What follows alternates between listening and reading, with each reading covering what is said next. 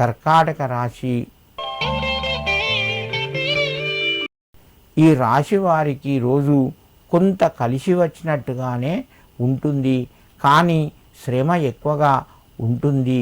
ఫలితాలు తగ్గుతాయి. మీ దగ్గరి వారితోని కొంచెం మనస్పర్ధలు వచ్చే అవకాశం ఉన్నది. జాగ్రత్తగా ఉండండి, తక్కువగా మాట్లాడండి. అనవసరంగా ఇతరుల విషయాల్లోపట జోక్యం చేసుకోకూడదు. వ్యాపారానికి సంబంధించి నిర్ణయాలు చాలా మారే అవకాశం ఉంది. అట్లా మారకుండా స్థిర నిర్ణయంతో మీరు వ్యాపారం చేయండి. మీకు లాభాలు పొందుతారు, లాభాలు వస్తాయి. ఇంటి లోపల మధ్యమ స్థాయిలో సహకారం ఉంటుంది. కర్కాటక రాశి వారు ఈరోజు దుర్గాయై నమః అని చెప్పి అమ్మవారి యొక్క నామాన్ని 9 సార్లు చదువుకొని అమ్మవారికి నమస్కరించి మీ పనులు ప్రారంభించండి. మీకు మరింత శుభయోగం కలుగుతూ ఉంటుంది. సింహరాశి. ఈ రాశి వారికి రోజు మధ్యమ స్థాయి ఫలితాలు ఉన్నాయి. శ్రమతో కూడినటువంటి పనులు చేస్తేనే తప్ప ఫలితాలు తక్కువగా వస్తాయి. మీ యొక్క ఆలోచనలు అద్భుతంగా ఉండి మీకు ఒక ధనానికి సంబంధించినటువంటి మార్గాన్ని ఈరోజు మీకు ముందుకు వస్తుంది, ఏర్పాటు చేస్తుంది. దాన్ని సద్వినియోగం చేసుకోండి.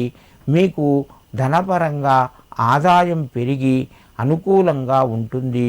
మిత్రుల ద్వారా కొంత సహాయాన్ని పొందుతారు. బంధువుల నుంచి సహకారము లభిస్తూ ఉంటుంది. ఉద్యోగస్తులకు పై అధికారుల యొక్క ప్రోత్సాహము ఉంటుంది.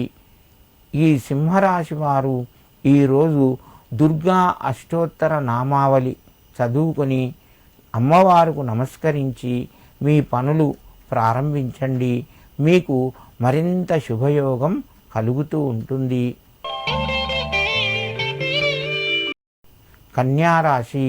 ఈ రాశి వారికి రోజు ఆర్థికంగా కొంత కలిసి వస్తుంది. సమస్యలు పరిష్కారం అవుతాయి. ముఖ్యంగా కోర్టుకు సంబంధించి ఆస్తిపాస్తులకు సంబంధించిన విషయాలు మీ ముందుకు వచ్చి పరిష్కార దిశగా సాగుతాయి. ఐటీ ఉద్యోగులకు ఈరోజు చాలా అనుకూలంగా ఉండి వారికి ప్రమోషను లేదా ఇతర కంపెనీల లోపల నియామకాలు కూడా జరుగుతాయి. కన్యారాశి వారు ఈరోజు అమ్మవారికి లక్ష్మీదేవికి ఒక తీయని పదార్థాన్ని ఏదైనా నివేదన చేసి మీ పనులు ప్రారంభించండి. మీకు మరింత కలిసి వస్తూ ఉంటుంది.